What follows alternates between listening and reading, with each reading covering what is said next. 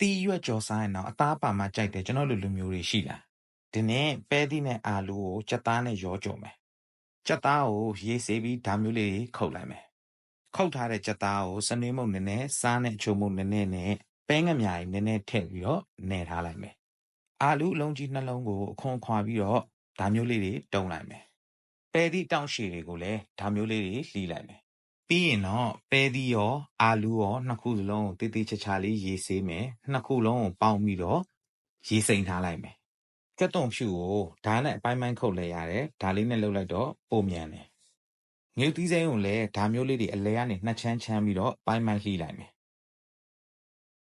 ကဲစကြော်အောင်ထုံးစံတိုင်းအိုးပူလိုက်စီထည့်မယ်ဟိုခါဒီခါနည်းနည်းခါမယ်စနွေးမုံနည်းနည်းထည့်မယ်မှွေလိုက်မယ်ကြက်သွန်ဖြူထည့်မယ်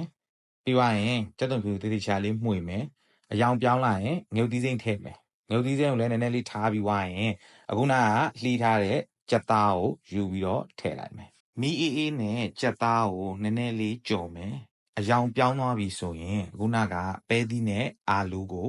ထည့်လိုက်မယ်တမအောင်မှွေပြီးတော့မိနစ်အနည်းငယ်လောက်ထားပြီးသွားရင်ပဲငံပြားတွေထည့်မယ်ခရူးစီထည့်မယ် signature blend all in one sauce တစ်မျိုးကိုထည့်မယ်အဲ့ဒီ sauce ကအကြော်လော်လုပ်တဲ့အခါမှာအနံ့အောင်အရသာအောင်အရန်ကောင်းတယ်